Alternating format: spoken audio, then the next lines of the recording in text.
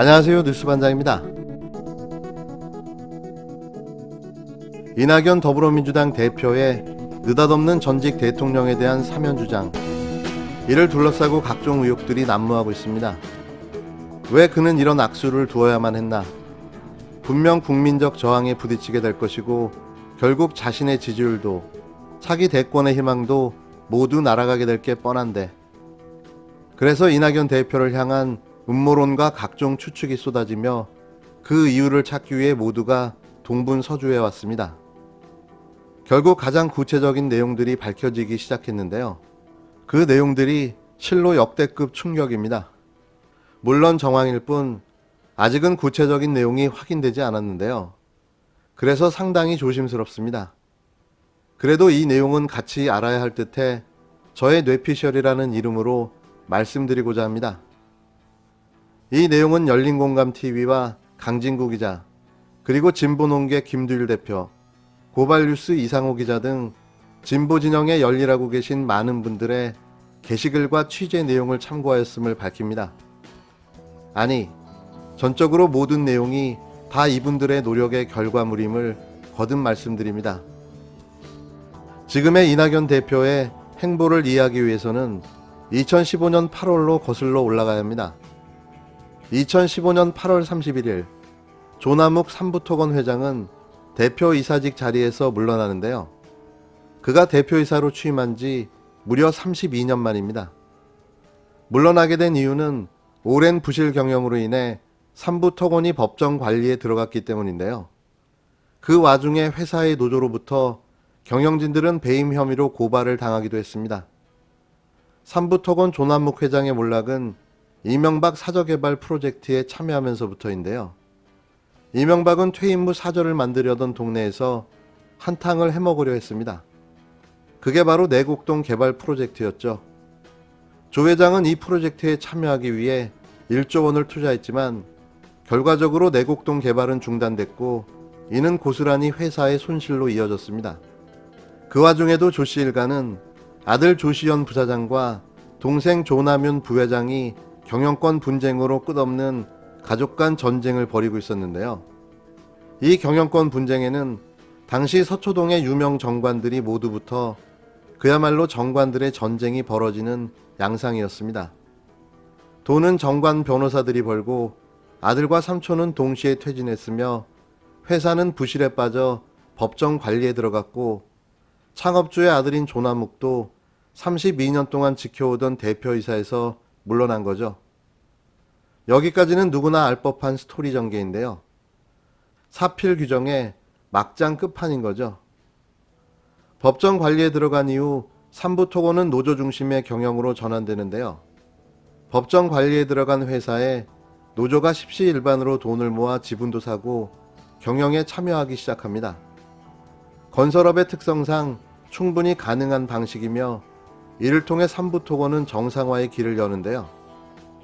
하지만 대한민국 건설업 면허 1호를 가지고 있고 한때 도급순위 3위까지 갔었던 회사로 공사 수주를 위한 사내 보유금도 1천억이나 보유하고 있었던 삼부토건. 건설업의 특성상 경기를 잘 타며 한방에 거대한 성장도 가능하고 경우에 따라서 돈을 빼돌리기도 쉬운 삼부토건의 여러 가지 상황은 많은 기업 사냥꾼들의 눈에는 탐욕스러운 먹이처럼 보였을 겁니다. 조남욱 일가가 물러난 삼부토건은 이후 다른 형태의 경영권 분쟁으로 이어지는데요. 삼부토건은 2017년 9월 15일 법정 관리를 마치고 DST 로봇 컨소시엄, 현재 휴먼 로봇을 인수합니다. 당시 DST 로봇 컨소시엄을 주도해서 구성하고 삼부토건의 인수위를 위한 협상 대표로 또 삼부토건의 회장 노릇을 하면서 실제 경영지원 본부장 등 몇몇 인사들을 자기 사람으로 넣기까지 했던 인물이 바로 김재현입니다. 이 이름 어디서 많이 들어보셨죠? 옵티머스 대표 김재현과는 동명이인으로 김행건이라는 가명도 사용하며 삼부토건의 인수협상에 나설 때는 김진우라는 이름을 사용했던 사람, 한마디로 정체가 불분명한 수상한 사람이었던 거죠. 나중에 삼부토건 노조의 고소를 통해 밝혀진 그의 이름이 김재현이었던 겁니다. DST 로봇 컨소시엄을 이끌고 3부 토건을 인수한 김재현은 김태촌의 양아들이자 조폭 출신이었는데요. 원래는 사채업자들 용역 노릇을 하거나 유흥가를 관리하던 조폭들이 무자본 M&A라는 금융 바닥에 들어오게 된 시조새로 불리는 전설적인 인물이었습니다. 왜 3부 토건 이야기를 이렇게 길게 하느냐고요? 이낙연 대표와의 연결고리가 이 사태의 시작점이기 때문입니다. 이야기를 계속 이어가면 이렇습니다. 3부 토건은 2020년 3월 23일 주당 389원의 동전주였습니다. 그런데 2020년 8월 들어 가파르게 상승을 시작하더니 9월 들어 1,000원을 돌파했고 10월에는 2,000원대에 올라왔는데요. 일단 여기까지만 봐도 충분히 수상하죠. 그 짧은 기간 동안 무려 수십 배가 급상승했기 때문입니다. 그런데 10월 22일 이낙연 대표의 동생 이계현 씨가 3부토건 대표이사로 취임한다는 공시가 나온 후 11월 17일에는 6,080원까지 주가가 상승하는데요. 8개월 만에 무려 16배가 뛰어오르는 기적을 보여준 거죠. 주가의 흐름을 보면 9월부터 작전이 시작되어 11월부터 일반인들도 마구 사들이기 시작한 겁니다. 3부 토건의 명목상 대주주인 코디엠도 10월 7일 216원 하던 것이 11월 20일 608원으로 약 3배가량 올랐는데요. 11월에 이낙연 테마주라고 하는 주식들은 모두 다 급등한 거죠.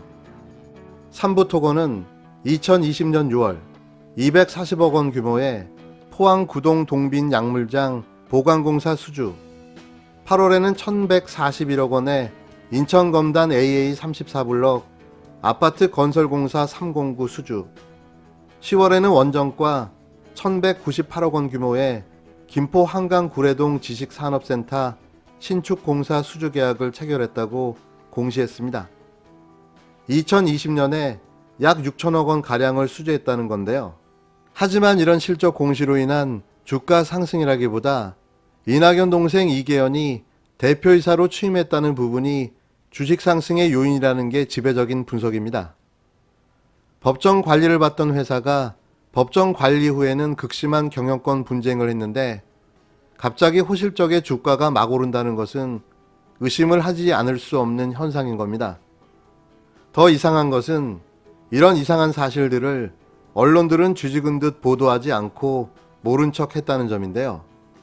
경영권 다툼으로 혼란스럽던 건설회사가 갑자기 올해 6천억 수주를 하고 8개월 만에 동전주가 16배가 올랐는데도 조용히 있다는 것은 아무리 생각해도 이상한 거죠. 정리하면 3부 토건은 부실 경영으로 법정 관리에 들어갔고 법정 관리를 끝낸 뒤 내내 극심한 경영권 분쟁을 겪고 있는 와중에 올해 갑자기 놀라운 수주 실적을 기록하며 주가도 8개월 만에 16배가 급등했습니다. 그리고 그 중심에 이낙연 대표의 동생 이계현 씨가 있는데요. 3부 토건, 휴림로봇, H&T, 코디엠이 모든 지분 관계로 얽혀있고 이 회사들은 모두 이낙연 테마주로 불리고 있으며 이 중 H&T는 라임과도 엮여 있습니다. 최근 열린공감TV에는 충격적인 제보가 두 가지 들어왔습니다. 첫 번째는 옵티머스 김재현은 지난 12월 검찰의 수사 중에 스스로 생을 마감한 이낙연 대표의 비서인 이모 부실장을 통해 코디엠과 H&T에 투자를 했다는 것이고, 두 번째는 이낙연 대표의 동생 이계현은 코디엠이 실질 대표이자 휴림 로봇의 부사장으로 이 회사들과의 충분한 이해관계가 있다는 건데요. 만약 두 가지 내용이 모두 사실이라면 이낙연 대표가 자신의 오랜 측근이 검찰 수사를 받다가 생을 마감했는데도 놀라울 정도로 침묵하고 있는 이유가 이해가 되는 부분입니다. 또한 연초부터 이낙연의 사면론을 포함한 도무지 이해가 되지 않는 행동의 근거도 추측이 가능한데요. 지방에서는 국회의원 및 도지사를 5번 정도 연임하다 보면 그 지역의 유력 인사들과 유착은 피할 수 없을 것입니다.